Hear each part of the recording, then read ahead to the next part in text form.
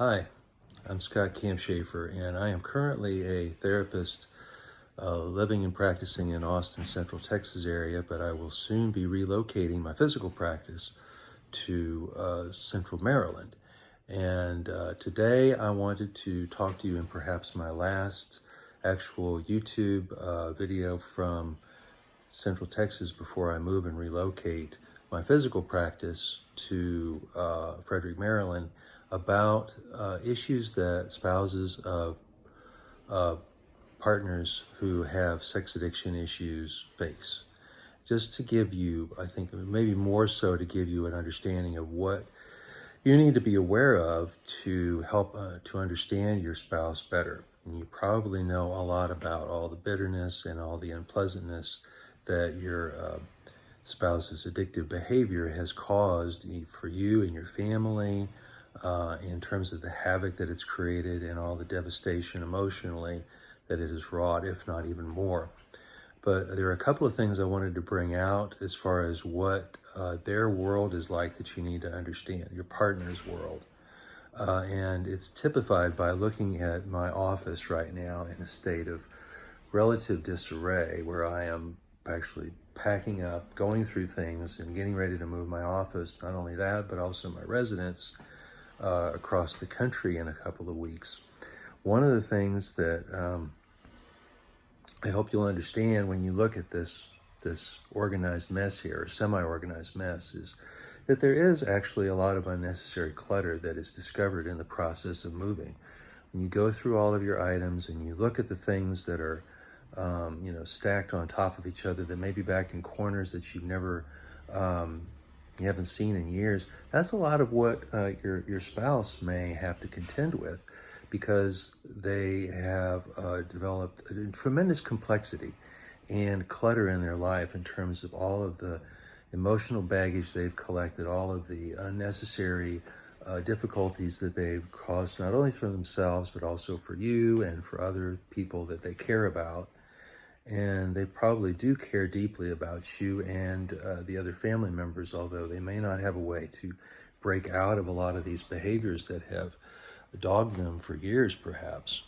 And one of the other things that I think I may have mentioned a moment ago was that, there are items that may be hidden, that somehow in the unearthing process and the sifting out process that are brought out by the process of packing. It's first recommended when we started our process of getting ready to move, that we declutter and we get rid of things that we don't need.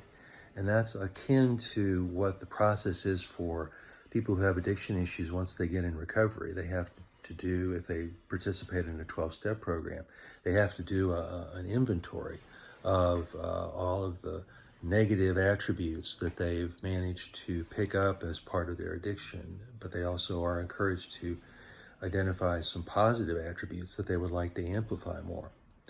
So this is part of the experience of someone who has addiction issues, is that they have, there are items that are obvious, there are items that are hidden. There's a lot of clutter, as you can see when you look behind me.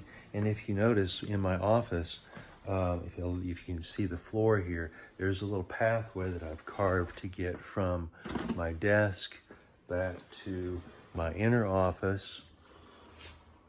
And there's also a pathway on the other side of the office that's akin to some of the ruts and the narrow constricting behaviors that anybody who has addiction issues tends to get stuck into. It may be porn on the one hand that people get railroaded into by their addiction. It may be anonymous sex or strip clubs or things like that on the other end, the other avenue, and they get kind of bound up by those and they get tied up by those.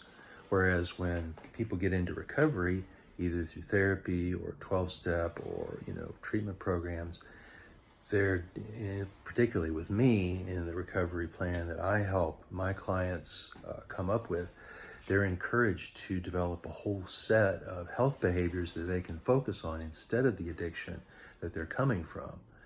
And this is meant to be liberating. It's meant to be freeing. But unfortunately, the addict gets the liberating behaviors of overall and sexual health conflated with the narrowing behaviors of sexual addiction. And they may feel free when they're acting out sexually, but they're actually just very constricted and narrowly confined to a limited and narrowed set of behaviors that keeps them from really enjoying life and being mentally healthy at all.